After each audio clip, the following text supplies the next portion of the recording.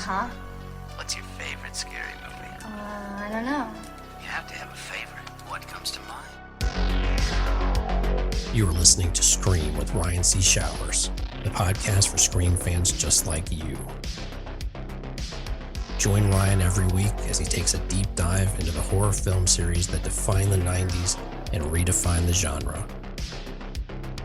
Scream with Ryan C. Showers is your source for scene and quote analysis, character dissections, and the latest news about upcoming installments of the Scary Movie franchise.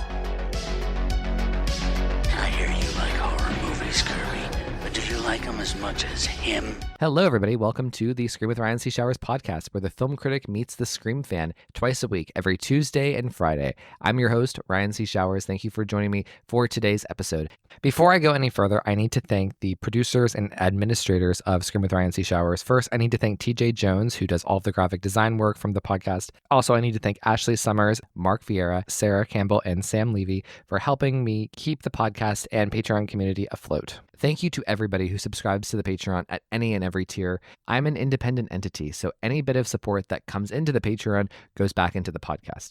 Joining the Patreon gets you ad-free and early access to every episode, as well as the opportunity to join the community of the show. We have group chats across social media. In particular, Instagram is really the hub of the podcast community. More importantly, joining the Patreon is the vessel in which you would use to come onto the podcast, either in a one-on-one situation with me or a small panel. In addition, there's a guaranteed invite every month to a big group Zoom recording about a Scream topic. An exciting feature of the podcast is the audio commentary episodes. Every Scream fan knows what it was like listening to Wes Craven do the audio commentaries for the original trilogy and Scream 4, with Marianne Maddalena and Kevin Williamson and Patrick Lussier. And what I'm trying to do for my Patreon subscribers is I am going to be performing an audio commentary of a Scream or a Scream-related movie, one per month, every month. And my goal is to try to approach these as I'm doing deep analytical analysis about the characters, about the themes, about just general reaction. So it's something that I'm really proud of and I hope continues to be a cherished part of the podcast. So the commentary is available as a normal podcast episode for anybody to listen to like they would any other podcast, but it will also be available as a video watch along. So everybody, please go over to Patreon, subscribe to Scream with RCS. I would be eternally grateful. So I need to go through and thank everybody over at Patreon who is subscribed as a stab investor or a daddy/mama Ghostface. So the daddy/mama Ghostface of the Patreon are Carrie Tenney, Brett Janovich, Corey Wilson, and Stevie Shears. The stab investors include Allie, Amar Karim, Tamika Jones, David D., Gustavo Mora, Jess Mariano, Joey Nobarini, aka The Vault, Josh Calamari, Josh Carr, Scream Queens podcast, both Josh and Justine, The Horror Project podcast, Kevin Abner, Mark Vieira, PWO5, aka Philip Douglas, Quentin Harrison, and Sam Levy. Hello, everybody, and welcome to Scream with Ryan C. Showers. I'm your host, Ryan C. Showers. Thank you for joining me. And I should say this is Scream with Ryan C. Showers and Happy Haunts, Foolish Mortals with Justin. So everybody, please welcome my friend, Justin. Hey. Hey, Ryan. Thank you for having me. I should have said The Haunted Mansion with Justin. There you go. The Haunted Mansion with Justin. I'll take that. So, Justin, please tell everybody who you are and what you do. Yeah, so my name is Justin, and I'm a Disney adult, but specifically, I love the Haunted Mansion. So I have a whole dedicated Instagram and TikTok and Facebook group. It's called Foolish Mortals and Happy Haunts. You can find me there. I post way too much about Disney and fun things, but also I love horror. Find me, my Haunted Mansion account would be Foolish Mortals and Happy Haunts, all one word, the word and, not the and sign, or my personal Instagram is J McArth.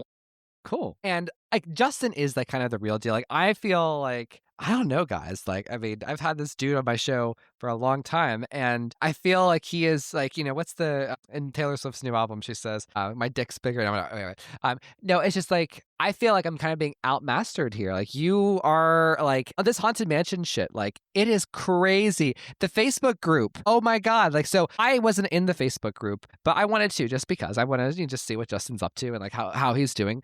And this Facebook group has like tens of thousands of people in it. And like, I mean, the likes you get on your videos, like it's just like, it's kind of like when people like with me, like sometimes I'll get this from people. They'll be like, I just don't know how you can do a podcast about Scream every week. Haven't you run out of things to talk about? And it's kind of like you with your videos. I'm just thinking like, are there really people out there who love the Haunted Mansion this much? And it's just like, wow, there's like hundreds and hundreds of likes on your videos, and your videos are fantastic. I think you've done a really good job of like transitioning from like images to video, because that's where the hot market is between TikTok and Instagram reels and stuff. Yeah, no, for sure. And I would say in terms of like fandom, it's huge. People don't realize how huge the Haunted Mansion fandom is. And I think there is a lot of crossover with horror in Haunted Mansion because it is scary, it's spooky, and it's like for a lot of people, Haunted Mansion is their gateway to horror, where mine was more Scream and then Haunted Mansion. But there's some overlap there for sure. But I do feel like lately though, the algorithm is kind of taking a nosedive for Instagram, but we're just kind of rolling with it and making it work. But there is always something to post every Yeah. day, always something new to post. I love that. I love people who find a niche for themselves, carve it out, and make it their own. And that's what you've done with the Haunted Mansion stuff. And I'm so proud of you. I'm so proud of like your following and your accounts, and like and also the content you post is really high quality shit. Like especially the videos. The videos are impressive. Like especially the ones where you're just head on, like I see you right now. The listener can't, but great. But also like the times when you're showing us something like an object, or like the props, or I don't know. You know what I mean? So it's just so interesting the way that you do them, and like you have a great voiceover. You have it down pat. Well, thank you. And I always say that anytime I go on the show, you always are the best hype man. And so I've got to return your flowers. You have definitely, I feel like at the same time, we both kind of became more front facing to our fans and kind of like our audience. You've also done extremely well with what you're doing and what you're posting. So you inspire me every day too. Bitch, thank you. Well, it's true. It's so true. Well, I'm really proud of the journey you've had with the Haunted Mansion, and I hope to Oh, see thank you you. continue to go and grow and stuff. So, but Justin, we are here for many different things. So first, we're going to talk about the Scream 7 trailer. It's funny because Justin is like, of all of my Scream friends, I would say like you're in the top 3, maybe even the top of people who are just like dying for the news and just curious and hungry for what's next to come. And like the scoop, it's very Gail Weathers-ish, but like you're always like on the hunt for like what's upcoming and like the events, And so it's fun to be sitting here talking about the trailer with you. But before I say that, I just want to run through the other things on the agenda here. So we're going to talk about the trailer, and then we're going to talk about the audio commentaries that Wes Craven did for the first 4 Scream movies. And this was a topic I've always wanted to do, because I feel like you can really tell who is a real Scream fan if they know the audio commentaries and they understand the audio commentaries and the significance of them. There is something so particular to say about the 2 and 3 commentary, the 4 commentary. They're so interesting. So I'm so glad, Justin, you suggested this topic to me, because this is an episode I always wanted to do, and it was it required some work. You had to sit through 4 movies of listening to the commentaries, but it was so worth it. It was just like one of the best parts of my week last week, getting to listen to Wes for 8 hours. So yeah, I have to ask before we go any further, what made you think to suggest the audio commentaries that Wes is doing? I don't know what it was. So we used to take lots of road trips when I was a kid.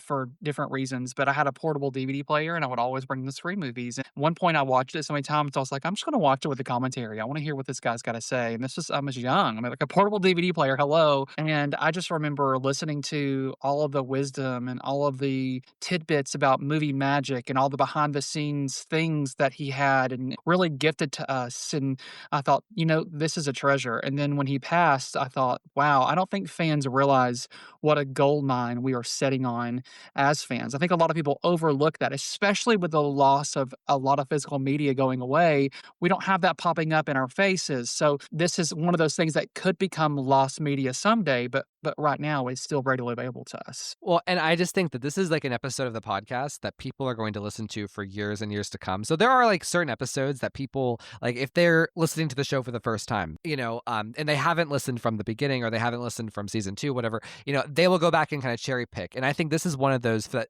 if you're a true Scream fan, you're going to want to hear what us cover the audio commentaries, because the audio commentaries are something that's so close. So for instance, whenever I interviewed Marianne Madeleine and I got to meet her back in 2021, the reason why it was such a big deal for me was because of the audio commentaries that she did with Wes Craven, first 2 and 3. Like it's just like it gives you so much of a first person perspective on the impact she made on these movies and her familiarity with Wes. So it's just, I've always wanted to talk about them. So thank you for suggesting this. My pleasure. And then we're going to round out the episode with a discussion of Lady Gaga's new album called Mayhem. Now, it's not new. And the reason I paused, I was like, I stumbled because I was like, it's not new to the world, but it's new to Lady Gaga. It's her newest album. Instead of doing a Taylor segment, we're going to do a Lady Gaga segment today. So we did something similar with Ariana Grande back in the summer with her album Eternal Sunshine, where we picked a couple of songs and we went through those songs and kind of talked about the album overall and Lady Gaga and her impact and why we love her so much. Kind of like what I do with Ashley, with Taylor all the time. We are going to give certain singer-songwriters their due here. So I also have to ask, so is Lady Gaga your number one favorite artist? She is my number one, absolutely, by far. So I have to ask, what is it about Lady Gaga do you think that makes her special? What is her unique thing? Like, so Taylor's unique thing is like obviously the lyrics that she writes. Ariana's is the voice. What is Lady Gaga's? So I think for Gaga, for me, was she made really killer ass pop songs, right? So undeniable smash pop songs that you can't argue with. They're incredible. But what really sold her for me was in the early days when she would take those pop songs and turn them into piano ballads. So as a fan, it was a great thing that I could use as ammunition when someone would say, oh, she's just a silly, dumb pop star. I'm like, no. Actually, she is classically trained on the piano, can put any of her songs and play whatever she wants right there and sing it live in an acoustic settings. Yeah. Like I could always, have an argument back to say, oh, you like this pop star, you think mine sucks. Well, yours can't sing live like this. So it was a really rewarding thing. And then also just the creativity and the meaning behind everything. And the fact that she stood up back when she came out with all of her, Born This Way and stuff, there weren't people and celebrities talking about gay marriage like she was. Talk about lost media. People it wasn't a cool thing. Back then, gay people couldn't serve in the military at all when Born This Way wasn't even out yet. But, so I think it's so many different things, but ultimately it boils down to the raw talent for her. Yeah. Now, for me with Lady Gaga, I mean, I've always liked her. And I like her for the reason that you mentioned. The voice it's out of this world. Like, Ariana, like her voice and like, it's so different. Like Lady Gaga's voice is like the belting, whereas Ariana is like matching the notes perfectly. Like there's something so overpowering about Lady Gaga's voice and the intensity of it. Like I'm a huge fan of A Star Is Born. I would have given her the Oscar for that. She should have won. Yeah, I agree. But, I love Lady Gaga and I'm happy to be talking about her new album because I really love it. In fact, if it were up to me, I think she deserves to win Album of the Year for this. I think it's such a cool, creative return to form for her after she took some time off to do movies, So very happy to talk about it. So now that we have a preview of the episode, let's talk Scream 7. Oh my God. So the day finally came. It's been 2 years. It's been 2 years, right? So it's been a long time coming. Justin, what did you think of the trailer? Yeah, it has been a long time coming, and I honestly never thought this day would come. The reality is look, we have not gotten a real heavily Sydney-focused story really since Scream 2. I know she has similar run times in 3, but there's so much of an ensemble piece that plays a factor into 3, and then 4, and then 5 and 6, you move away completely. So I feel like this is something that the OG 96 Scream fans have been wanting for since Scream 2 released. It's her family, her story front and center. Everyone's like, oh, another Sydney story. We really haven't had that since Scream 2. It's a full-on Sydney story. So for me, it's not just 2 years. It has been way too long, and I've been begging for this and hoping for this. I never thought I would see the day that this would happen, first of all. So that's a great little lead up to the trailer itself. I, saw the trailer, and at first I was a little underwhelmed, truthfully, but I think that it is by design. I think that so many trailers now, especially Scream trailers, are notorious for spoiling way too much. You saw so much with the Scream 5 trailer. You knew that Tara lived. You have people that figured out that Amber was caught on fire at the end was likely Ghostface. There were so many things in that trailer. I would bet my bottom dollar that Kevin Williamson has his handprint all over the edit and cut of that trailer and demanded certain things, whereas Radio Silence did not. They admittedly said that, we didn't have control over the cut of the trailer. This feels like a Kevin Williamson trailer, and it's intentionally keeping the cards close to the chest. Mm-hmm.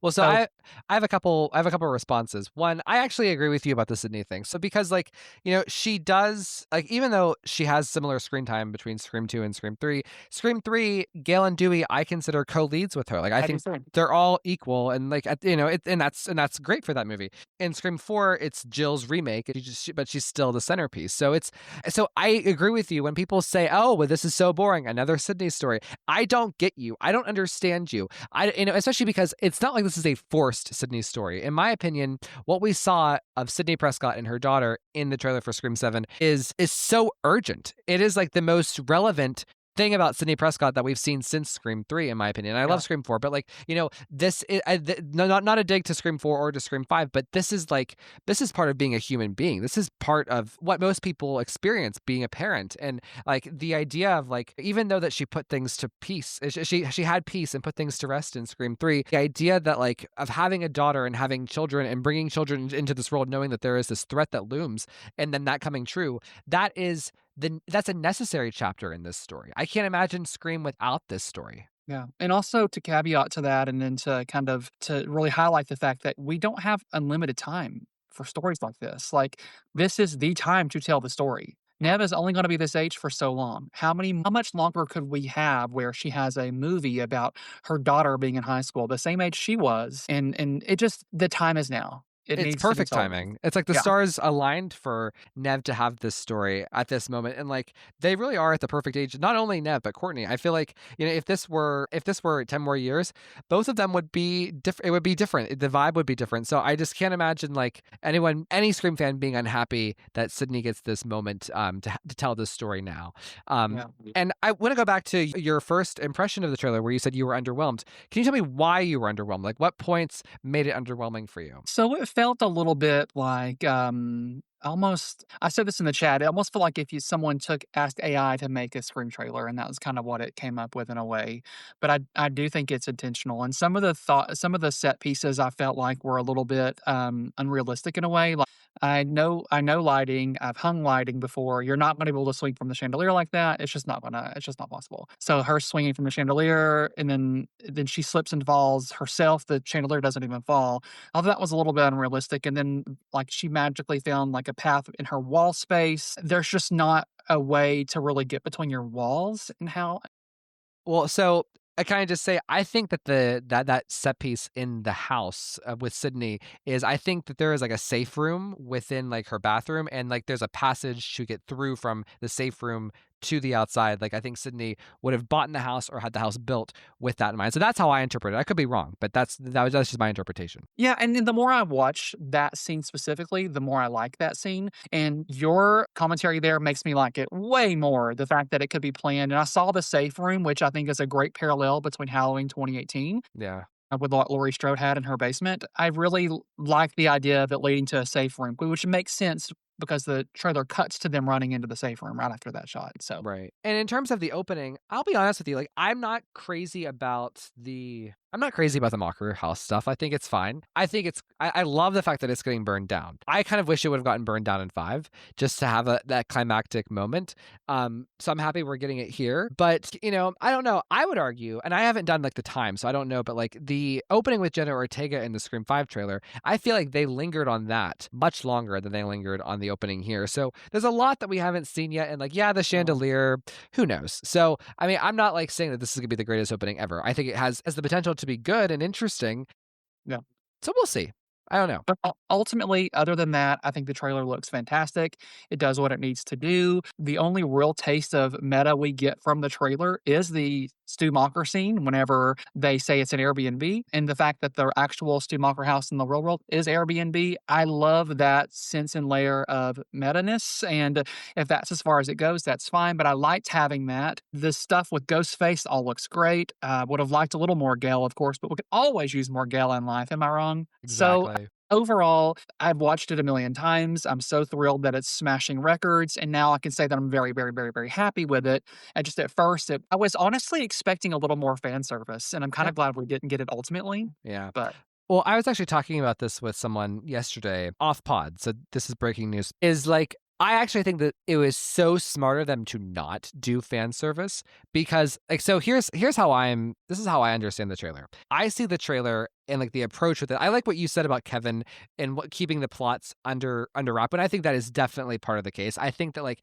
there are so many people out there trying to spoil the movie and trying to be dicks about it as part of the quote boycott that makes it like, I think that the studio is being extra sensitive to which actors they're showing, what they're showing, because the appetite to spoil the movies is stronger. And we literally saw the killer reveal in Scream 6 a week before the movie came out. So I think that they're aware of that, and that's going into the equation here. But the way I interpret the trailer is I see it as the studio trying to sell this story, this movie, to the largest swath of people, meaning that, this is a story about a parent who is protecting their child, empowering their child, teaching their child, and that connection between a mother and her daughter. Yeah. I think that like that when you watch the Scream 7 trailer, you understand what the story of the movie is. The story is about the mother-daughter relationship. And I think it comes across so clearly, so impactfully, it's so effective. I think that it's the type of thing that when for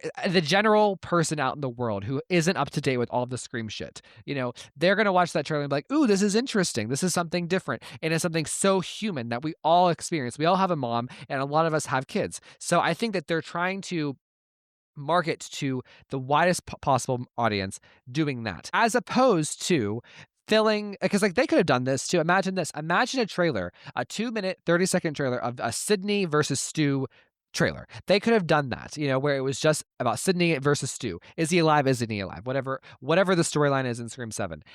And they didn't do that because that would have required a certain level of like a fan expectation, a fan obsession, fan knowledge of the storyline and the mythology. And they didn't do that. They chose the more general audience as opposed to just focusing on the fans, which, I give them a lot of props for. And I think that's why the trailer is blown up. That's why it has, 11 million views on YouTube right now. And why the TikTok, they smashed all the records on TikTok. Like, so I just think that like, also giving a real sense of the story as opposed to just showing cool images and all the fresh faces of the new cast, like that gives something to hook people. That is a hook for people as opposed to just flashing cool images. So what are your thoughts? I didn't think of it that way. And it almost has the Marvel effect in a way at some point. If we title this Scream 7, plus we give fan service, there's a level of commitment that you have to watch 6 movies to see the 7th movie. So the fact that they left kind of a plain,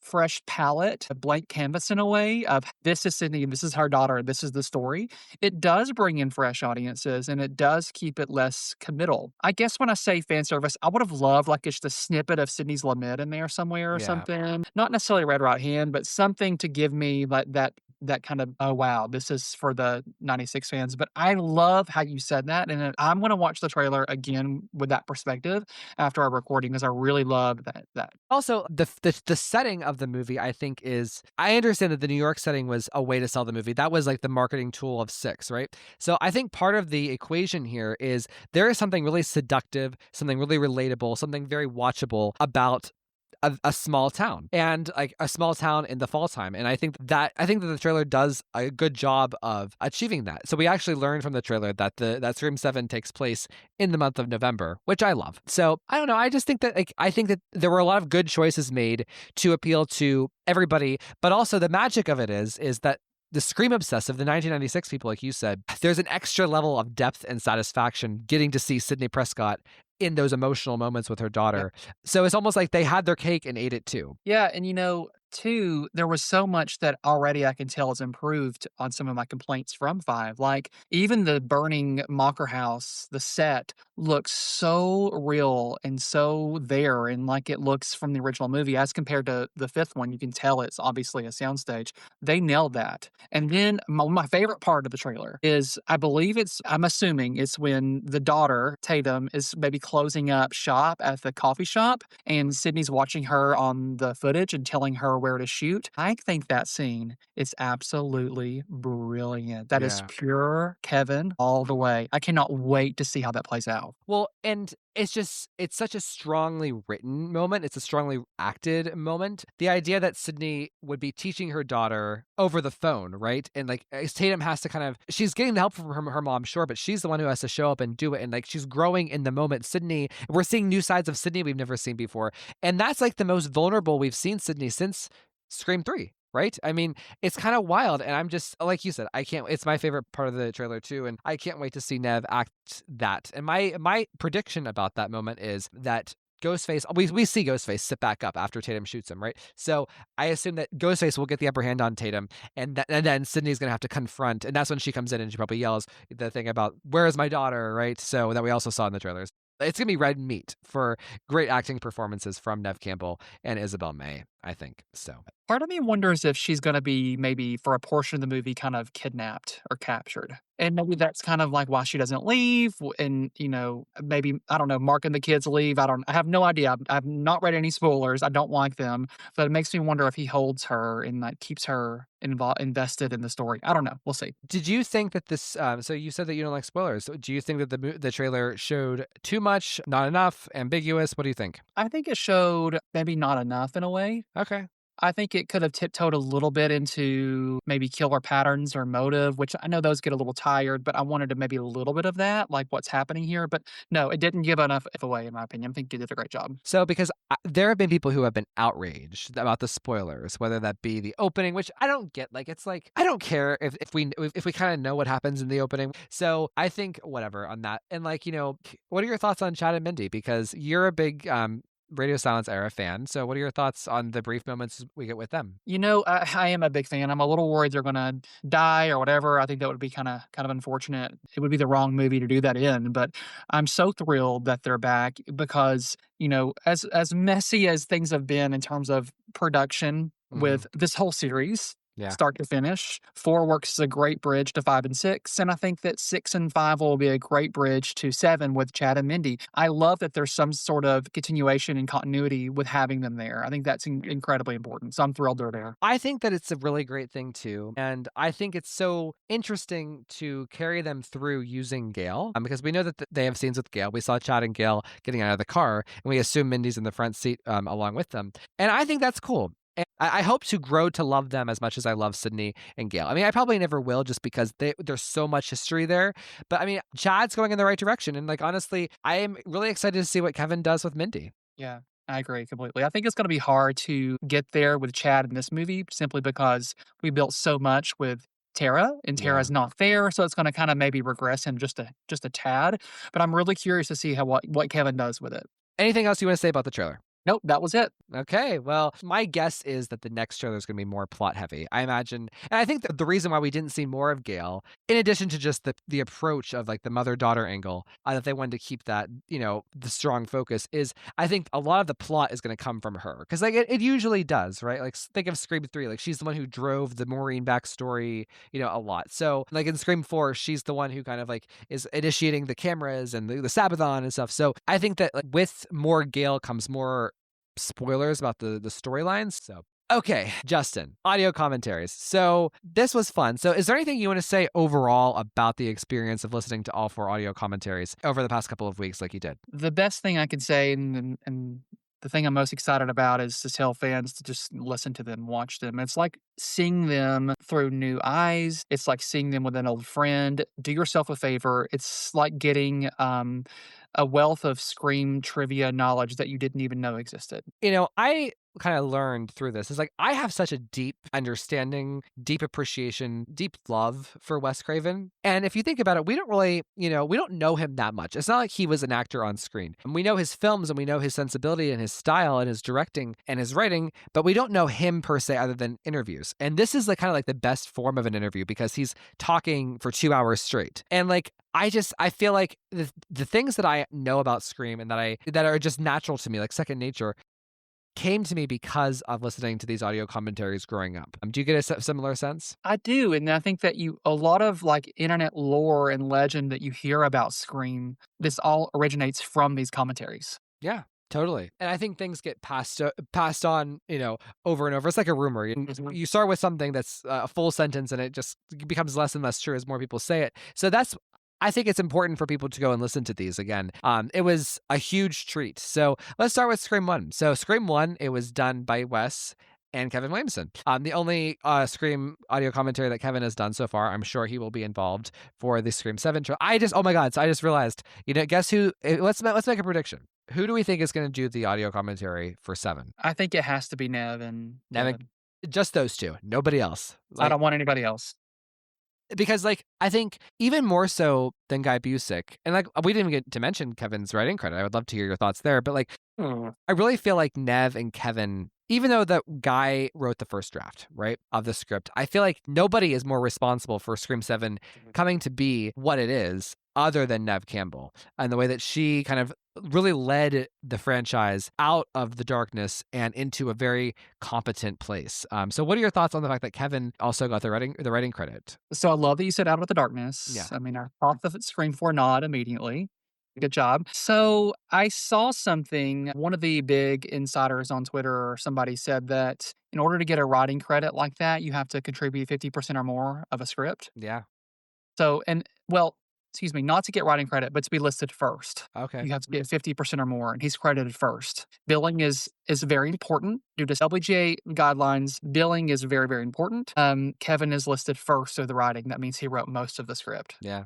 And That's just huge. And just think about this. Wes Craven rewrote many of the Scream sequels, 2, 3, and 4. Like, he was heavily rewriting. There was other rewriters, along the way. There was some woman on Scream 3. I forget her name. Aaron Kruger rewrote stuff for Scream 4. I mean, like, but none of them got credits. So it's a big deal, not only that Kevin has got the credit at all, right? But the fact that what Justin just said is about, like, who was listed first. Because with a union, there are specific rules and guidelines. They don't mess around. Nothing is accidental.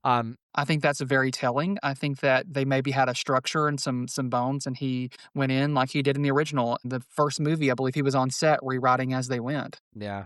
Well, I think it's so cool. I feel so at peace with that idea that Kevin gets to direct a movie that he strongly had a hand in writing. It would have been weird. I think that some people were kind of curious about Kevin, cautious about Kevin directing in general. One, because he hasn't really directed so much, one, but two, directing a script written by somebody else. Like, that just feels odd for Kevin Williamson, the writer, the man who defined the late 90s in this, like, subgenre of post-Scream world, right?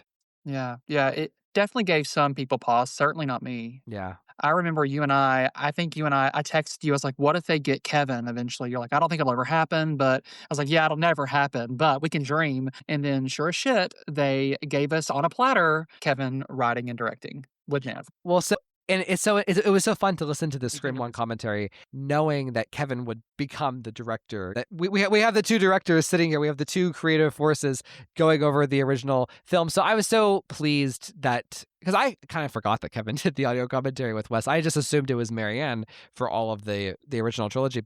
So there was actually a moment in the opening scene with Casey Becker where Kevin talked about, he said that watching Kevin direct Drew Barrymore and talk with Drew and get that performance out of her over and over and over again, he said that it was a great learning experience, which I think that to me, like, it means so much more now knowing that he directed Scream 7. Yeah, you've got the guy who watched Wes Craven direct the opening scene of Scream, directing the new Scream, and he said 30 years ago that he learned a lot by watching him do that. Yeah.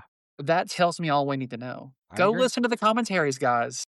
Is there anything, like, from the commentary from Scream 1 that you remember specifically, or that you want to bring up? So something that I've listened to the commentary a million times, but it's something I picked up on this listen that I wanted to bring up. There's several things, but one thing's for sure is I always loved when Sydney gets her first call and she calls his bluff and goes out on the porch and you can hear the dog barking in the background. Mm-hmm. And, like, so Wes specifically talked about how he made sure to include animal noises when they were outside. And I remember as a kid that dog barking, as comforting as dogs are, that was a very scary moment for me Yeah. because she felt so isolated. It added to the sense of her being isolated. The location, the landscape, the setting Yes. of being, like, in such a rural place. Yes. I guess I never really noticed the animal noises before that in that sequence until listening to the audio commentary. I'm like, oh, well, duh. So clearly the effect did its job because I didn't notice. It was just absorbed in the environment. So I love that. But one of my favorite things here is, so you want to talk about Marianne Madalena. Okay. And her impact on Scream. Sometimes when I talk about her, people say to me, well, what did she really do, Ryan? And one thing that she did in terms of making Scream better or helping shape Scream was, Wes said that it was her specifically. Apparently they were going to do a white robe, like a white mask with the white robe.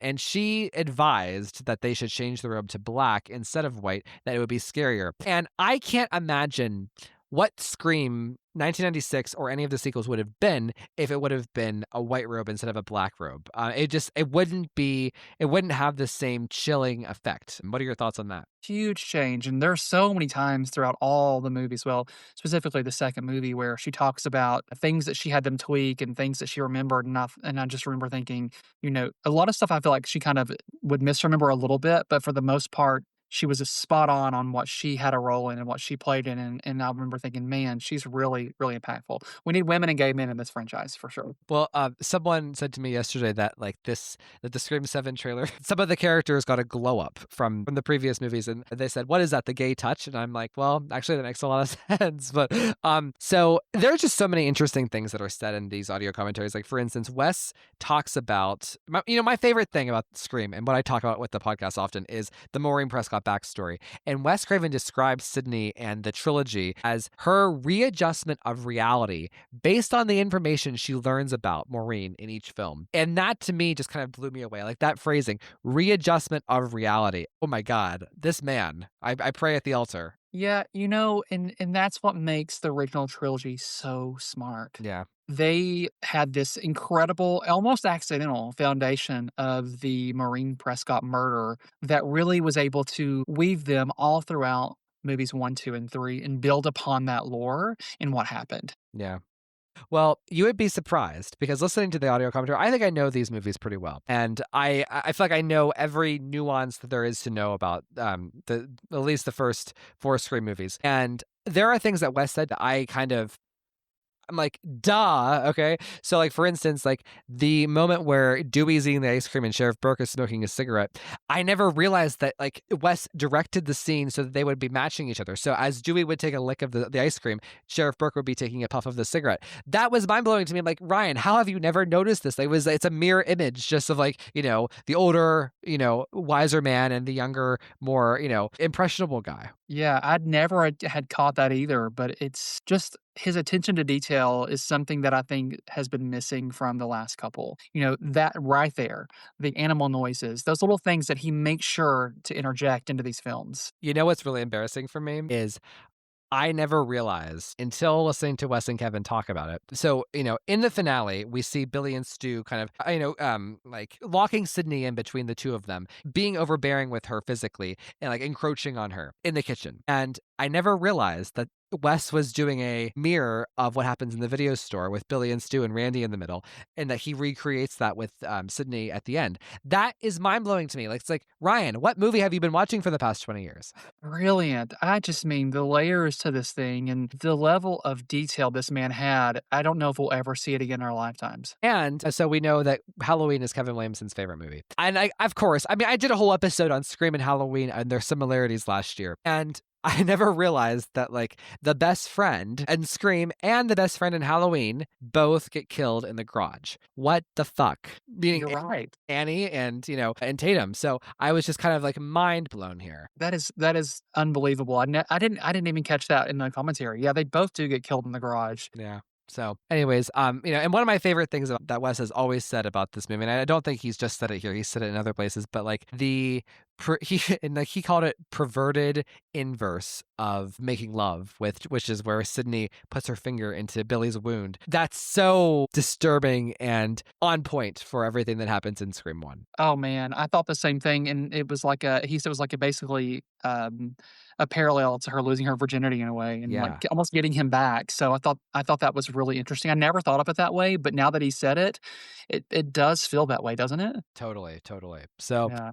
All right. So, anything else you want to share about Scream 1's audio commentary? So, if you know me, you know my favorite scene of all 6 movies, is the last scene where Gail does the news report with the sunset. And I think he said something like they had one shot, one take with very few minutes as the sun was coming up or going down, I think coming up. And Courtney said, okay, let's do it. And she just did it in one take. Yeah. And that is amazing because, I'm sure you know this, but like Courtney is not known for being good at remembering her lines. So I'm I'm shocked and impressed that she was able to knock that out in one take and get it with the right lighting, because like whenever they were filming Friends, she would have like her lines like hidden in like the fruit bowl on the table of Monica's apartment. Like, we love a girl who steps up to the plate. That scene is one of the best in cinema history for me. Yeah, I love it too. It's so beautiful, and it's so much a part of what the identity of Scream One, right? The spirit and the vibe and the atmosphere, like we've been talking about. So I agree. I remember sitting, and this is a bunny trail. I remember being 9 years old, sitting in the theater, and it wasn't until Gail Weather started talking at that moment that I was able to breathe again. Wow, I love it. That's so beautiful.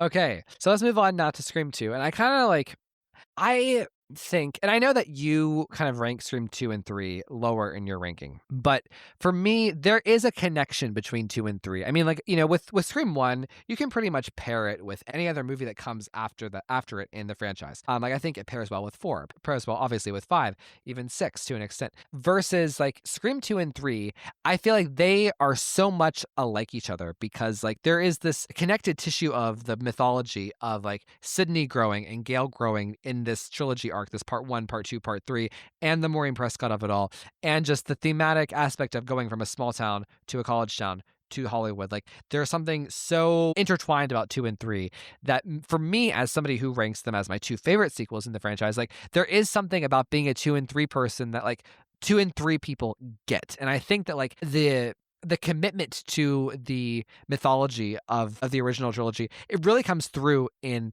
these 2 audio commentaries for 2 and 3. What are your thoughts? So you said something that I wanted to kind of pick apart here because I thought it was brilliant. You said that the location gets bigger as the movies go on for 1, 2, and 3. It starts at a small town, then goes to a college town, then Hollywood. That just blew my mind. I love that you said that. And, you know, you did mention as well that I rank the new 5 and 6 a little higher. I have 2 rankings now. I have the objectively good rankings and then the ones I enjoy more. Because the ones I enjoy, that doesn't mean that they're the best or objectively good. I think there's no question 1 and 2 and 4 are my favorites and probably objectively the best sequels and the original. But no, I agree with you. I think that 2 and 3 are very much like a ladder and a staircase that build to something. Yeah. Whereas so much happens in the original movie that can inspire and branch off other things that it does complement and pair well with those. But whereas 2 more is kind of hinging upon each other and kind of building to something. So, whenever you were listening to the audio commentaries, you messaged me and you were so enthusiastic about what was being said about 2 and 3. And I have a similar vibe about 2 and 3 whenever I listen to the audio commentaries. The amount of investment that Marianne and Patrick and Wes, all 3 of them individually, especially Marianne and Wes, had for making Scream 2 and 3 is so evident in the way that they talk about it. They know these movies inside and out. They have thought through every detail. They debated, like, for instance, like, there's a big debate about whether Sydney should shoot Mrs. Loomis a second time, and whether that said anything about her being cold or immoral, or it's just like the complete opposite of probably what happened with Sam in Scream 6. No offense, with Detective Bailey. But like, there was something like, so the knowledge of like the ins and outs of like the cameos and the continuity and like questioning the continuity. Does this make sense? Does this shot make sense? The mythology of like the killer, why they're doing it, and like the overarching the overarching motive, but also the motive within the scenes. It's so interesting to hear them talk about what's relevant about the movie, what went into making the movie, and how they thought about the movie, how they talked about the movie, and that they debated the details. And I think that's why I have such a deep love and a deep passion for Scream 3 that has fueled, almost 300 episodes of a podcast for 5 years. They were so careful into literally everything, down to shoes, height. Yeah.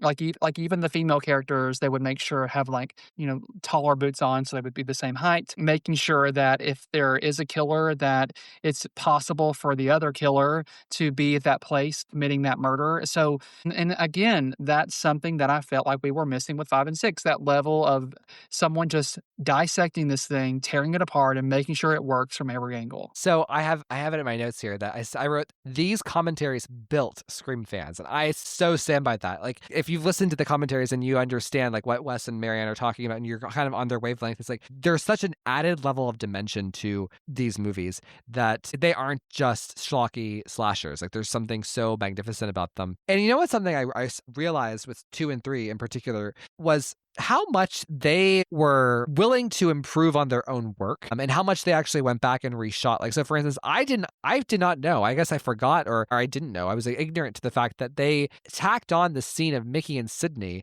in the hospital talking while Derek's arm is getting stitched up. I had no idea that that was something that they added after the fact, that they thought about, and they thought that they wanted to add this moment for him as the killer, but also her as the heroine being affected by the killer later on, and kind of planting those seeds of like him messing with her mind. That's the fact that they went back and actually got the money to reshoot it and had a real value in reshooting it. And this didn't just happen here. It happened in Scream 3, of course, with the reshot footage at the end.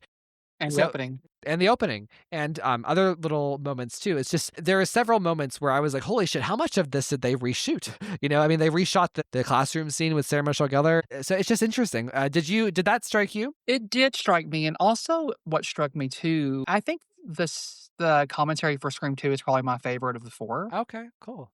And I think the reason why, and I think I really love one, but I feel like one is just more like very upfront and very like, they didn't know what they had. They recorded it, by the way, note here, they recorded the commentary before I believe the second one even came out. So they didn't really know what they had. So the stuff they were giving us was very surface level. Scream 2, what I liked is they kind of were like, oh, originally it was this, or hey, an alternate idea was this. So like at one point, I believe it was Mickey singing the song to Hallie, and Mickey was trying to date Hallie in one version of the script. I don't know. I just think that kind of stuff is really fascinating and interesting to me. And it shows that these guys knew what they were doing. They had lots of ideas thrown at them, but they stayed the course and they gave us the perfect end result. Yeah. And like, you know, I think the thing about 2 that's really fun in terms of the commentary is Wes talking about the themes of the movies and how he approached it. Like, so for instance, he, right off the bat, when he's talking about the opening, he talks about how the theme of Scream 2, or like the setting of Scream 2, he wanted to be like in the place of drama, right? Meaning the stage, the movie theater, Sydney being a drama student, like, and then the play actually kind of like happening at the end as Sydney is kind of killing Mrs. Loomis, and like all of that's like on display. Wes was talking about like the reality of like the story behind and what people are seeing, which I think is really, really smart. And he again takes that thematically to the next level in Scream 3. Yeah, and that's actually the first note I had written down here. And my favorite part of the whole commentary was essentially he wanted to start Scream 2 in a theater. Yeah. He wanted to end Scream 2 in a theater. Yeah. And I think that is fucking brilliant. And I mean, the Cassandra set piece is like the halfway point. So it's like you have like the beginning, middle, and end all in a theater, which is cool.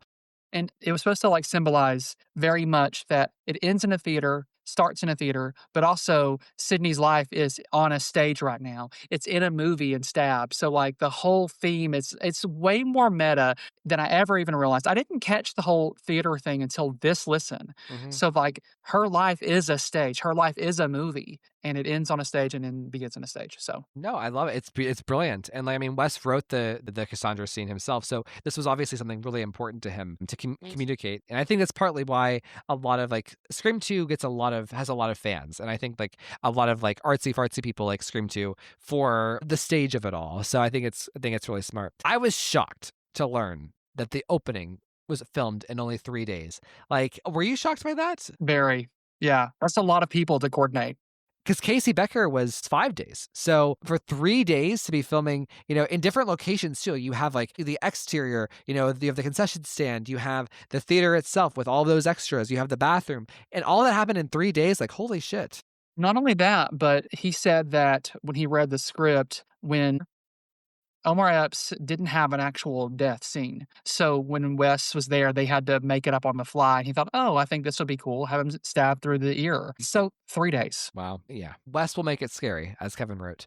So, what's one thing that blew my mind I've never noticed before? And I haven't really like I need to go back and look at it again. But apparently there is an extra behind Nev in the cafeteria scene that she was making some funny faces during the filming. They stopped cutting back to Sydney while Derek was singing because the extra was so distracting. That's wild to me. That is wild. Yeah. Is there anything else specifically about 2 that you want to get off your chest here? I found it very interesting that they mentioned that there were alternate killers, and everything I've ever read from Kevin disputes that. Everything. Kevin has gone on record multiple podcasts, multiple times saying the killers were always who they were, that the version with Hallie and Derek as the killers was merely decoy scripts over and over. I'm very sure about this. Me too.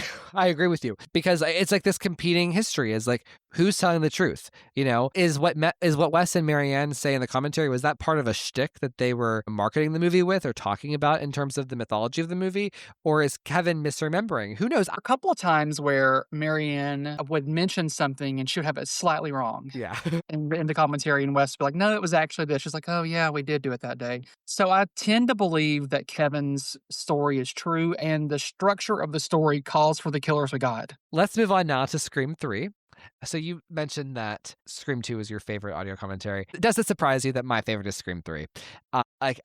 No, there's no other commentary. I love to hear Wes talk about it. I love to hear Marianne talk about it. I love how seriously they took it. Like they see the way that they talk about Scream 3 is what I see in Scream 3, and it's so gratifying to know that the filmmakers were taking it as seriously as I do. Well, I think it brings something different to the table than what 2 and 1 offered. I think 2 is more fun because it just shows like this is what we could have gotten, this is how it was going to be, this is the challenges we faced. But 3, ultimately, I left 3, it made me like it more than the other 2 commentaries did. So 3's commentary is like, okay, wow, that really made me have a new love and appreciation for this body of work. So in that aspect, I think it's the most successful. Did you notice that Wes occasionally from time to time would say very non-PC things, not like in a mean way, but just like very much things that a director would not say in the same way in today's world. Did you notice a couple of those moments? Yeah, for sure.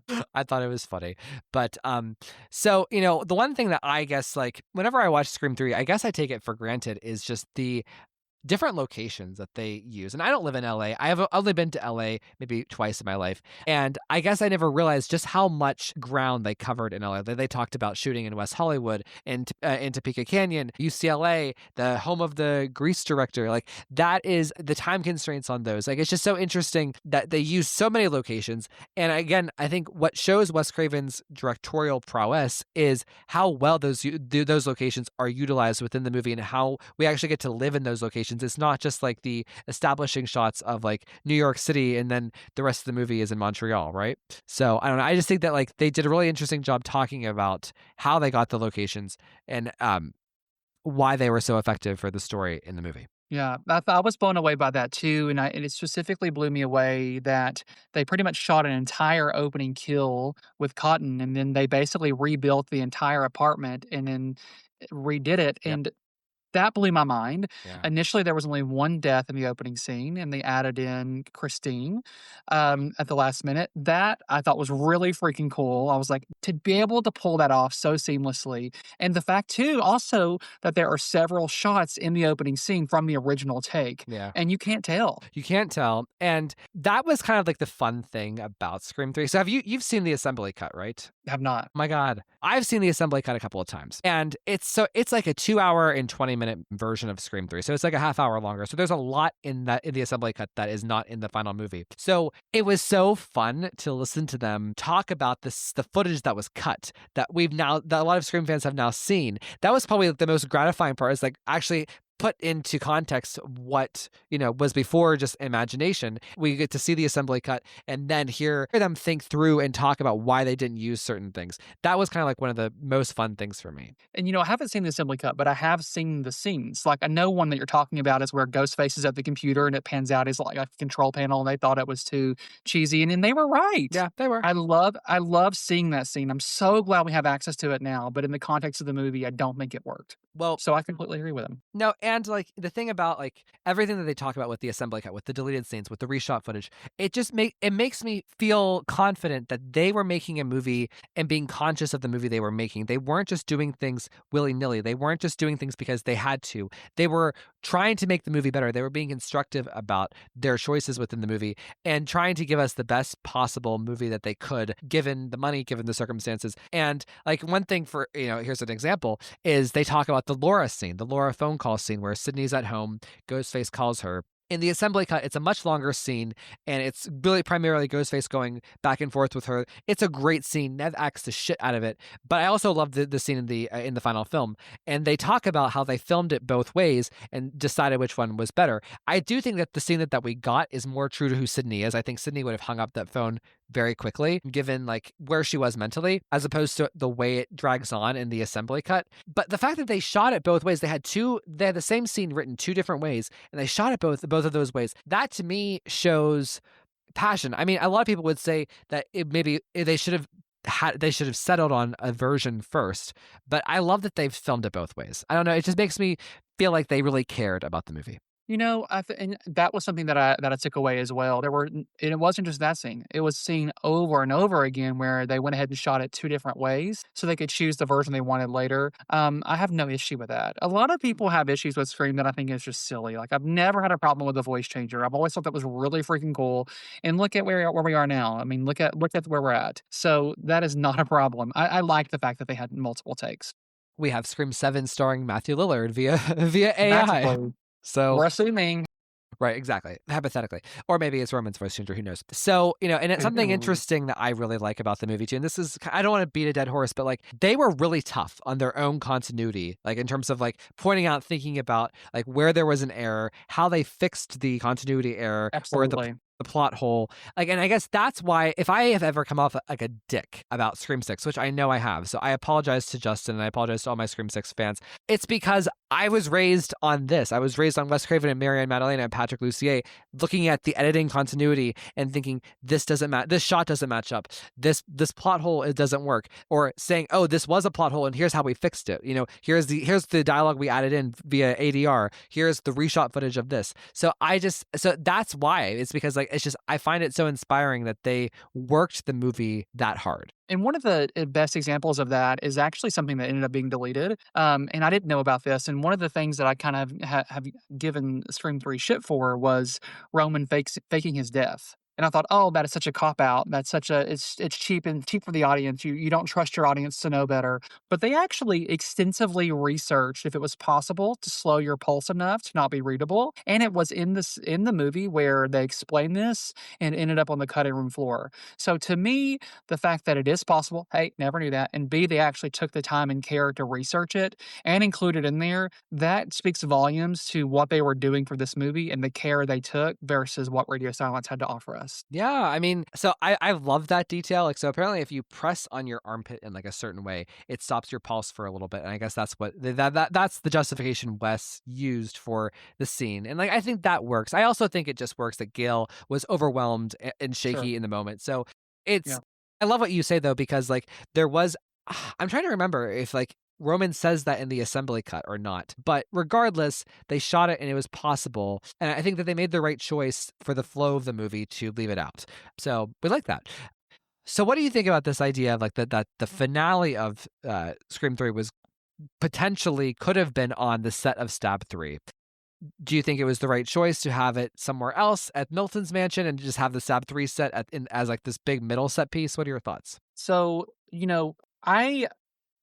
something I didn't catch, this is so dumb of me, but when Gail first comes on the set with her purse and meets Jennifer, I didn't realize that was the Woodsboro set. Oh my gosh. And I'm not so dumb. Like, it was like really tight though on the actors intentionally, so you didn't notice it was the house. I figured it was Woodsboro, but I didn't know it was the houses that we know and love. I didn't know it was Sydney's house. I didn't know it was Stu's house. So the fact that they talked about how they intentionally tried to keep it kind of secret to where it kind of looks familiar, like that kind of looks like something from Woodsboro, but then the big reveal, I think it's so much more impactful as a middle of the movie reveal. And I think having it at the end would have ruined that. I think that we needed Sydney to stumble onto the set after being chased or whatever, and then get attacked in her room again. We needed that introduction to Sydney. We needed that kind of fear factor. Ultimately, I know you were dying to say something there. That is where it needed to be. No, absolutely. Like that is because like also wouldn't it be just doing the same thing, treading the same thing over and over again to have it set in the past in a sense? I think it was really smart to put it in the mansion because we learn, one of the details you texted me about, you were excited about was the fact that like Wes kind of thought about Roman is orchestrating this on his 30th birthday, which is is not only about him, centering it about him, but also it's the fact that, you know, this is the 30th anniversary of Maureen getting raped. This is the 30th anniversary in the location where he was probably conceived, right? So it's really sick. It's just those details, and that thinking about the world of what Wes was doing here, it was really, really smart. And so I think that a lot of the decisions made about these original films were not taken lightly. So that blew me away when I heard that piece of commentary, because part of what makes the originals so grim and gory is that we're kind of counting down, right? We're counting down to the anniversary of Maureen's death, and it all becomes ahead and blows up, and all on the anniversary of her death. And the fact that Scream 3 mirrors that, it's, you know, his date of birth, the day that he was born is the day that he's revealing all of this, is so sick and so twisted. It makes me appreciate the movie so much more. Yeah, I'm glad. That makes me so happy to hear, as like somebody who typically ranks Scream 3 last. But and there are so we can't implore you to go listen to these commentaries enough. There are so many interesting things about the that Wes says. Like he gives away little details about like filming, like for instance the real injuries that happened in the finale with Lance Henriksen and Scott Foley, and just other details about, like, you know, the fact that like the most edited scene of the film was Jennifer's death. Like all of the cuts of, like, you know, Jennifer on this side, Dewey on this side, the gunshots, Ghostface, Gale, you know, so totally cool. But also like things like, you know, about like like pieces of furniture that Courtney Cox bought from the Scream 3 filming and that were in her house, like the bookcase and like the weird couch in Jennifer's house. So cool, Yeah. you know. And something else that blew my mind was the fact that Kincaid wasn't supposed to be in the finale. And so that was crazy to me. The fact that the last conversation was going to be them in the police station, and then they did add him in, and they added like an aftermath shot at some point where you saw all the bodies. Yeah. And the other detective was shown kind of making notes. Weird. Is that in the extended cut? No. Yeah. That'd be great to see. I agree. One of my favorite things, and I forgot about this from listening to the commentaries years ago, but apparently, so we all know the moment in the finale when Gale and Dewey are trying to get into the screening room, and one of the books falls and actually hits Courtney on the head. It stands out every time, but I like that they kept it in. And apparently, whenever that happened when they were filming, Wes said to Courtney, he said, "Courtney, you went out of character in that moment," and she was kind of pissy with him. And I think that's so endearing to hear, like Wes saying, you know, "Courtney, listen, I'm sorry you got hit with a book, but you really need to stay in character." I love that they kept it. And that was a really enduring moment in the commentary. All right. Well, Justin, your favorite's Scream 4. So you ready to move on? I think so. Okay. Well, so Yeah. Scream 4, just for clarity's sake, everybody, Kevin and Wes did Scream 1. Wes, Marion Madalena, and Patrick Lussier did Scream 2 and 3 both. So it's a that also makes the commentaries fun, is having all three of the same people doing both 2 and 3. It makes it feel seamless, kind of like the original trilogy, right? Yep. So Scream 4, much different. So it's Wes, of course, but Emma Roberts, Hayden Panettiere, and for a moment, Nev Campbell. So what are your thoughts on the Scream 4 commentary? I think it's the weakest out of the four. Yeah, I And my agree. least favorite. I don't like the fact that the celebrities are in it. Yeah. Is that weird? It's not, but like I didn't mind it. So I felt back in the day, I felt the way you did. I thought it was weak and it didn't have as many interesting details as the others. But listening back to it this time, I really enjoyed it. I don't know. Yeah, I definitely, don't get me wrong, I enjoyed it. You know, back in the early days of DVDs, you used to get like a director's commentary. You'd have multiple, and there's like a commentary with the cast. So I do like that. Ultimately, look, I'm glad we have a commentary for 4 with Wes Craven.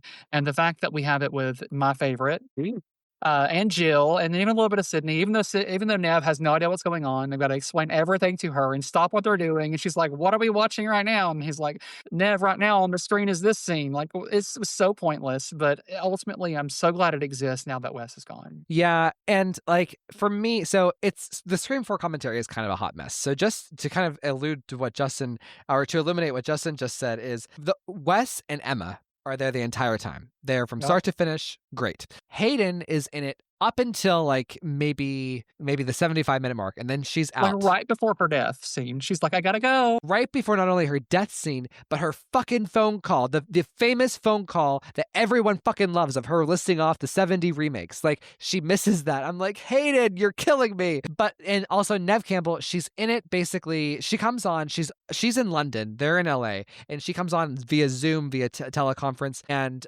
she's only on the call for maybe 30 minutes, basically from like like the book signing through, maybe not even the Sabathon, she's there.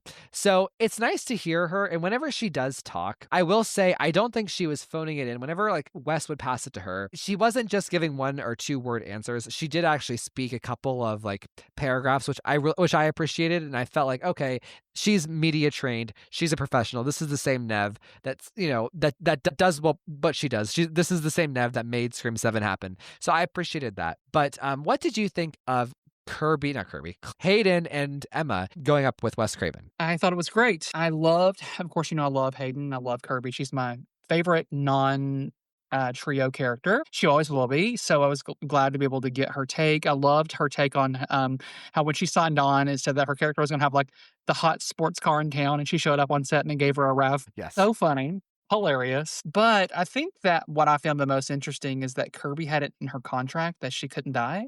So that was really cool. I didn't know that. Yeah. I think it's really, it explains so much. It explains why they didn't actually kill her. So I'm really grateful for that moment, because like Scream 4 kind of has its cake and eats it too. In some ways you can look at it and think, oh, she died, which we thought for, years. Or now it's that she's alive and she gets to be in more Scream movies. So it's awesome. Yeah.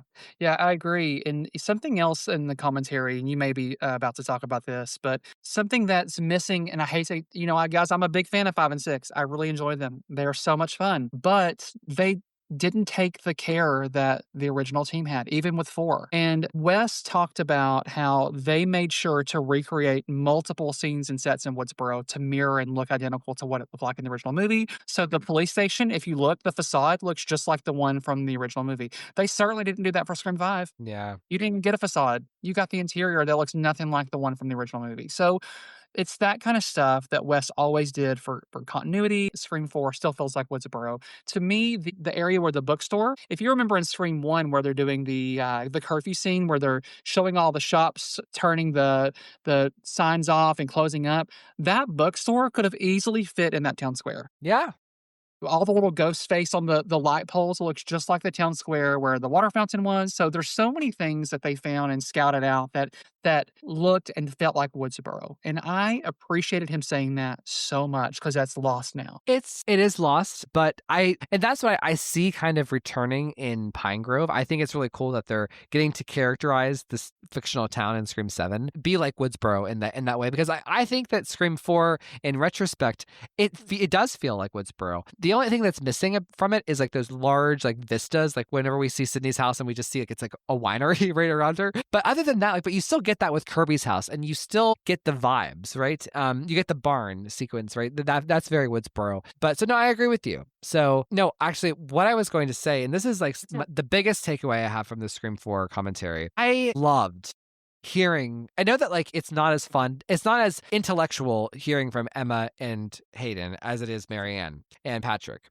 and Kevin. But I felt so gratified by hearing the passion and the enthusiasm that those two had for making this movie, and what they were saying about the other cast members and how much passion and enthusiasm they had for making Scream 4 as well. Because I think with Scream 5, there was this narrative that they sold the movie with, was that like, oh, this younger new cast, this is the best cast we've had since the original. This is the cast that cares the most. And I never really thought that was true. And I'm listening to Hayden and Emma talk about their experience making Scream 4 and their the zeal that they had for making Scream 4 and being a part of this franchise and taking their characters so seriously and respecting the legacy of it. I was just like, I don't believe the narrative about Scream 5. I think we were kind of gaslit. I think that the cast of Scream 4 equally cared. I do agree with that. I feel like I liked seeing how the Scream 5 cast was almost like a Big Brother reality show where, they're kind of isolated because of COVID. Yeah. That was a unique situation where they couldn't be around other people because of testing and COVID protocols. So I do think there was a level of being closeness there. Now, whether or not it translated on screen, that's a different story. I think that Scream 4 does a better job at translating that relationship on screen than 5 does. So I think in a sense, that's what you're picking up on. I think that Hayden and Emma, they both feel like they were friends, truly. Whereas I don't know that I feel that way about some of the stars of the new movies. Yeah, no, I think that's true. There was definitely a connection with them. So one thing that you mentioned about Scream 3 was the continuity explained about the pulse, and Wes had a similar explanation. Do you know where I'm going with this? I don't. The Forehead with Anthony Perkins. It was his idea, and you can live a certain amount of time after. Yeah. Yes, he said that he watched some medical documentary about somebody who was stabbed in the forehead and who made it to the ER despite being stabbed in the forehead, but then died, which I think is interesting. So at least, like, I mean, the scene is kind of ridiculous, sure, whatever, don't care. But, he had research for it, so I'll take it. And if that is the most ridiculous scream death we get, I'll take it. I think the mail slot is a little more ridiculous, but I will take it. It's so interesting because, like, Nev, a couple of times Wes misremembered a crew member's name or mispronounced a crew member's name or forgot this person's name. What Nev actually commented him and corrected him, which I thought was like, ooh, wow. See, this is why she's the leader of the franchise now. Like, there is something really nice about that. Mhm. And I don't know, were you around when Scream 4 was filming? Like, were you following, like, the set pictures? Absolutely. Oh, yes. A really fun part of this was hearing them talk about when they filmed each of the scenes. So, for instance, like how hot it was in early July to be filming at the bookstore and the girls in the car. I remember those pictures. I remember that being the first days of filming. So that was fun. And I remember them building the facade of the Woodsboro police station, and I remember thinking, wow, that looks just like Woodsboro. Yeah. We've never had that happen since. Now, I'm not knocking on 7. There's no need for them to recreate those scenes and those facades because it's a new town. But we didn't get that in 5, and we, by all means, should have because we were at a police station. So I'm going to keep finding things and I keep bumping them down on my list. I think Ryan's whole motive is to get me on here and to point out how much better the original movies are. So I knock the others down on my list. By the time Scream 7 comes out, baby, your ranking is going to be 1, 4, 3. I'm just teasing. 1, 4, 2, 3. Okay, fair enough.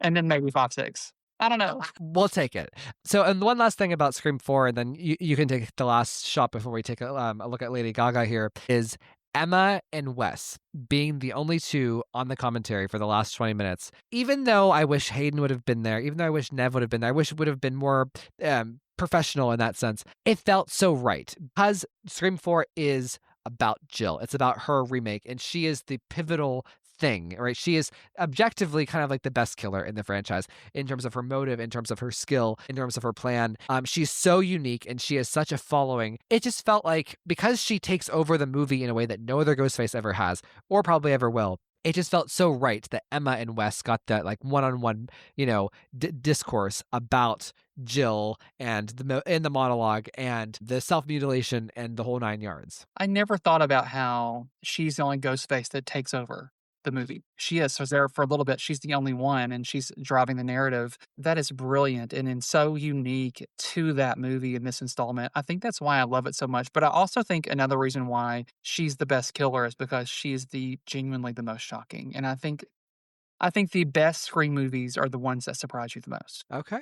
Cool. I like that. And Scream 4 is obviously shocking. I mean, I've never watched Scream 4 with somebody, and they even say this on the commentary, that no one sees Scream 4 and thinks, oh, it's Jill. So, for a multitude of reasons. But anything else you want to share about the Scream 4 audio commentary? No, I just thought it was fun. It was different. And I like the buddy aspect and seeing that relationship with playful relationship with Wes and Nev was really, really, really fun to see. Yeah. So, and that's something that we'll cherish because that's probably the only time we'll ever hear Nev herself talking to Wes, right? So sweet. But all right, Mr. Lady Gaga, let's move into the Gaga section here. So, Mayhem, how do you see, as somebody who is more of a Lady Gaga person, like I know Taylor Swift's discography. I understand which eras make more sense to match with this and like what the arc is and what each symbolize and what the meaning, so put Mayhem in the context for me of Lady Gaga for you. How do you see it in terms of her other albums? Because like me as a Lady Gaga, I don't want to say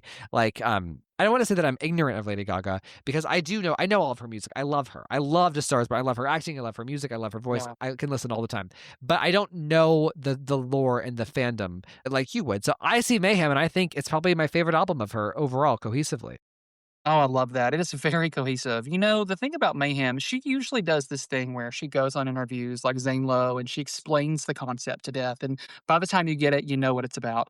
For Mayhem, she didn't really do that. And I think that's intentional. I think what Mayhem represents is that, for a while she was this kooky, weird girl. Everyone called her a man. Everyone made fun of her. No one took her seriously. And then Art Pop happened and she had this massive backlash. Her career bottomed out and she had to really rebuild herself. And she really relied on Hollywood and beauty and standards to do that. She, showed up on the Oscars, she performed Sound of Music, and she was gorgeous, and then she did Stars Born, and she did Joanne, all these safe, cookie cutter things. That was still amazing stuff, and I think a lot of it is that she had this dark pop star inside of her that she was kinda scared to go back to. Her own sound that she really pioneered, that Bad Romance, that Poker Face, and I think that when she talks about Mayhem, that is her inner Mayhem. It's that dark pop artist ready to come out.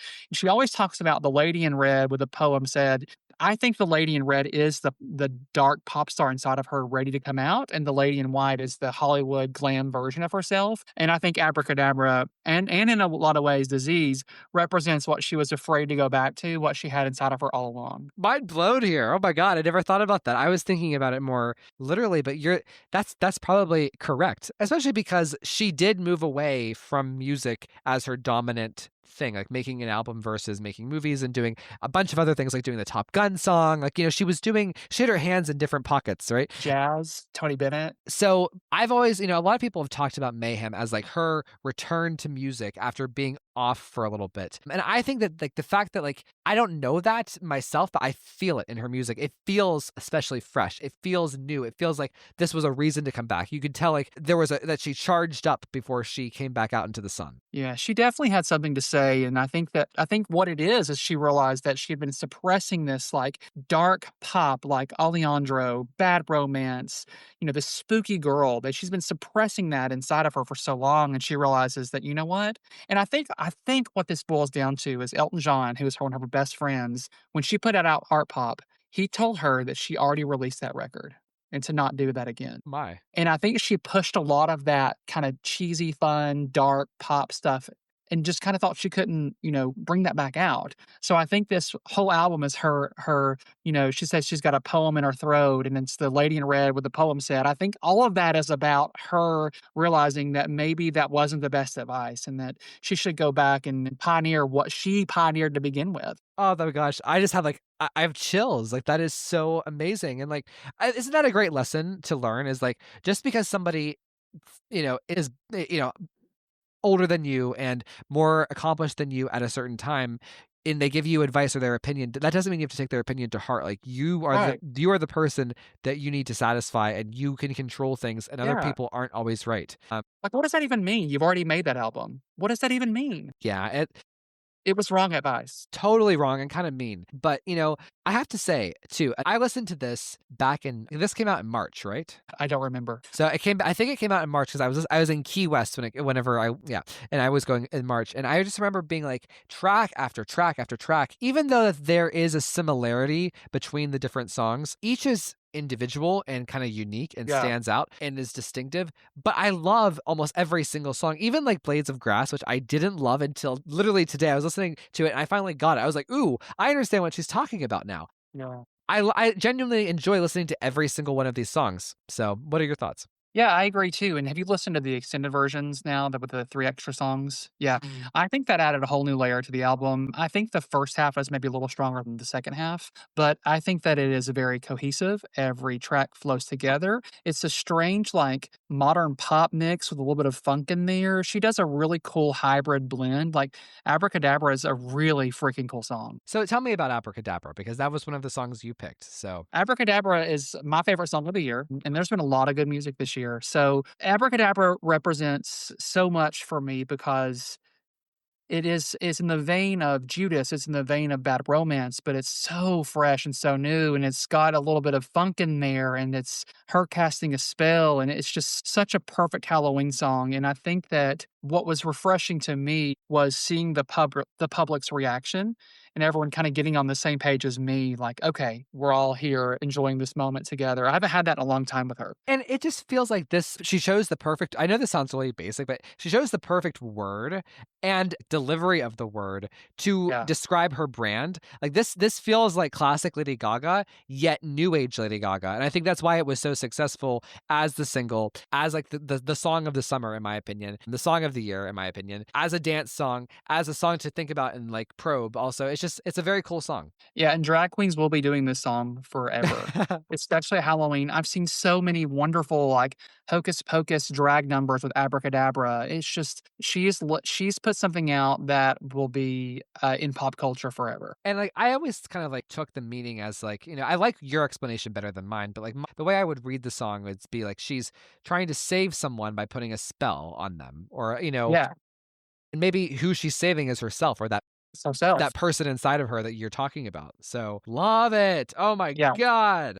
Feel the beat under my feet, the floor is on fire. She's feeling the music that she's fighting. Yep. So one of my picks for our discussion here is the Garden of Eden, and I love this song. Oh my god, the beat is so amazing. And like so when it comes to talking about Taylor Swift, I can do it pretty well. I don't know if I can do all music well because I don't know like the vernacular with in the vocabulary of like, or how to talk about notes and whatever else. But for me, it's just the beat of this is just like there's something so electric about it, like, and so seductive, so enticing. I don't know. What are your thoughts on the Garden of Eden? I love the Garden of Eden, and I feel like there is a play on words there. She definitely says Eden, like eating. There you go. Right. She loves doing. She never specifies until years later, like Poker Face. She intentionally says Fucker Face in the song, and it's hidden, and it's never made it. It made it past all the ratings and all of that, and no one's ever caught it. And it's not as vulgar, but I'm pretty sure she says Garden of Eating, like eating, That's interesting. in a sexual way. So I love it. Well, and like the way I think like the meaning of the song is like like what she's doing with it is like she's taking someone and like going from like innocence to sin. And I know that sounds so basic. Of course, the Garden of Eden, like Adam and Eve, blah blah blah. I get it. But like, if there's like a descent into party, like almost like a descent from going from something innocent to really fun. That's kind of bad. And I like that. I love the lyrics, I could be your girlfriend for an evening, you could be my boyfriend for the night. And even just like I can't even like say the words without doing the beat. I can be your girlfriend for the weekend, you can be my boyfriend for the night. I love so much fun. I love it. It's a great song. So, and it was a single. I'm glad it was a single. I really enjoy listening to it. It's my second favorite song on the record. So, any more thoughts about Garden of Eden? No, but I'm curious what your first favorite is. I bet you're going to tell me. I'm that basic bitch. Whenever I tell you, you're gonna be like, I think I "Duh." know which one it's going to be. Exactly. We'll get to it. We're gonna end with that one. But so next up is "Vanish Into You." So her track 5, and does Lady Gaga do track 5s like Taylor does track 5s? She doesn't. Typically the last songs are usually amazing, except for like Blade of Grass. Okay. I like Blade of Grass, but it's the weakest on the album. Yeah.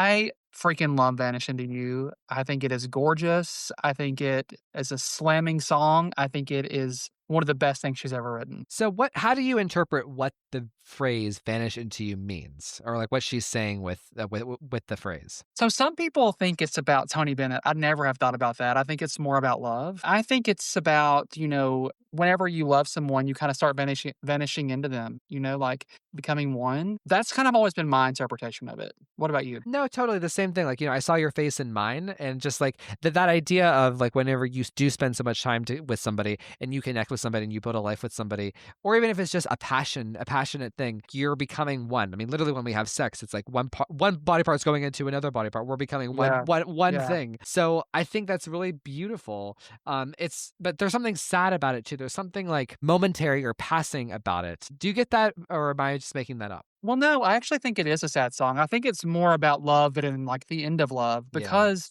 so many people say when you date someone, you kind of morph into them in a negative way, right? And you kind of become all encompassing with them and you kind of lose your friendships, fall to the wayside. I think that's literally what it's about. Yeah. It was cold in the summertime. We were happy just for a little while. I think the song is literally about how she became all too encompassed with a person and became too much like them and lost herself. Mind blown. I love it. Do you think there's a yearning for a return to that person, or do you think that there's or do you think she's unhappy that she became that person? I assume she would be unhappy if she lost herself. I don't think she is anymore. I think this probably came from a place before she met her fiance Michael, who I think is really great for her. She's had some high profile relationships, so there's no telling who this is about. I think she's happy now. So whoever this is about, I think she's good. But I think sometimes the best work of art comes from your pain. Yeah. That's true. It's true. Well, and there's literally a line in the song where she uses the phrase "like a ghost." So I mean, I would be remiss not to say that on a Scream podcast. So good. So we're coming to the end of the episode here, and we're going to top it off with one of my favorite song definitively from this album, which is "How Bad Do You Want Me?" Do it. So, Justin, why is this my favorite song? Can you take a guess? Well, everyone says it sounds like a Taylor Swift song, and it does. It is so bad. This feels like a 1989 Reputation Bolt song. It does. It's so good. I love this song, and all of my Swiftie friends when it came out were like, "Is this a Taylor Swift Easter egg? Like, what's going on here?" Some people even like rumored that she was singing backup vocals on the track. That's never been proven. Obviously, it's probably not real, but everyone was saying that she sounds like you can hear her in the background. So on the Eras tour, Taylor brought Sabrina out, and they sang Espresso together. I wish we could see Taylor and Lady Gaga doing this song together. Could you imagine if they released an official like remix with both of them on it? It would break the internet. Like it It would would break the internet. it would I mean literally, oh my god, the power grid would go out. It so would. So, no, I love this song. It's because Taylor is more of my vibe, and I think I'm naturally drawn to it. But Yeah. on its own, just as a Lady Gaga song, it's very different for her. Would you say it's different from everything else, like on the album or in general? Yeah, it's very lighthearted and fun, and it gets to the chorus really quick, and it doesn't slow down, and it keeps you going, and the adrenaline goes straight through. I think it's very different for her. Well, and like I like that. I like that she kind of pushed herself here. And is it true that she said that she almost left this on the cutting room floor, like she almost didn't include it in the album? She didn't think it would go on it. Amazing, because this was also a single that was really popular this past summer. I can't imagine this album without this song. So how do you interpret the song? So how I interpret the song is I actually do think it's kind of deep. I think, or at least good. the emotion is at least deep. I think the way I interpret the song is like she's singing to somebody who sees the image of her, who sees the perfect celebrity, right? The perfect celebrity image of her. And because there's an edge to Lady Gaga, there's like a gothic aspect to her. There's something scary or daring or not innocent about her. And the person doesn't see the good person or the good girl inside of her. They just see this edgy image. And I think that like she's kind of like wrestling with this idea, well, could you really love me, the person who's inside, as opposed to the person who's on the outside? And I think that she uses the good girl versus the bad girl to make the point. But I think that overall she's saying, are you falling in love with the image of me, or are you falling in love with the real me? Like I would do anything for you to see the real me here. I don't know, that's how I see it. Well, wait a minute. What if she's not talking about love necessarily? What if she's talking about like her image and her suppressing that dark pop version of herself and everyone loving the squeaky clean pop version of herself? Wow. And how bad do you want me? Maybe that's a commentary on that. And she's doing the inverse of that. Yes. I do love the chorus here. So you like my hair, my ripped up jeans. You like the bad girl I got in me. She's on your mind like all the time, but I got a tattoo of us last week. Even good boys bleed. How bad do you want me? Because you hate the crash, but you love the rush. And I'll make your heart weak every time you hear my name because she's in your brain. And I'm here to kiss you in real life, about to cause a scene. How bad do you want me? I love that line. I'm here to kiss you in real life, not in the fantasy. So I think it's such a great song. It's one of her best. So you picked some good ones. And I like your philosophy. I like it more than mine. But I am putting this through the Taylor Swift lens of boy, right? We're talking about a boy. And I kind of like that this song is very vulnerable and kind of clingy. There's something clinging about her, in terms of like not being the bad bitch, not being the savage, to quote Taylor's eldest daughter, but really just kind of talking about what she actually feels on the inside as opposed to putting on a show. So I don't know, but I like yours better than mine, but she has always said that she hates how people don't live in the moment. They live through a camera lens. So I kind of wonder about seeing her in a fantasy, if maybe that's what she's talking about. It's like you kind of see her through that lens. I don't know. I really like the way you broke it down, though. That was really gorgeous. Yeah, and it's just like I also just kind of like the underlying question of the song, which is, do you have an interest in the real me and the genuine me, not just the me you think exists? So, well, Justin, thank you so much for this exhaustive episode. I think we did the commentaries well, we did the trailer well, and we did the Gaga well. Thank you so much again. Please tell everybody where they can find you. Again, you can find me at Foolish Mortals and Happy Hunts on all socials. Thank you so much for Ryan. It is always a pleasure. You are the best of the best. Back at you, my friend. So, everybody, we will see you next time. All copyrighted material used or referenced in this show belong to their rightful owners and made possible by the Fair Use Act. And number 3, never, ever, ever, under any circumstances say, I'll be right back. Because you won't be back. Get another beer, you want one? Yeah, sure. I'll be right back!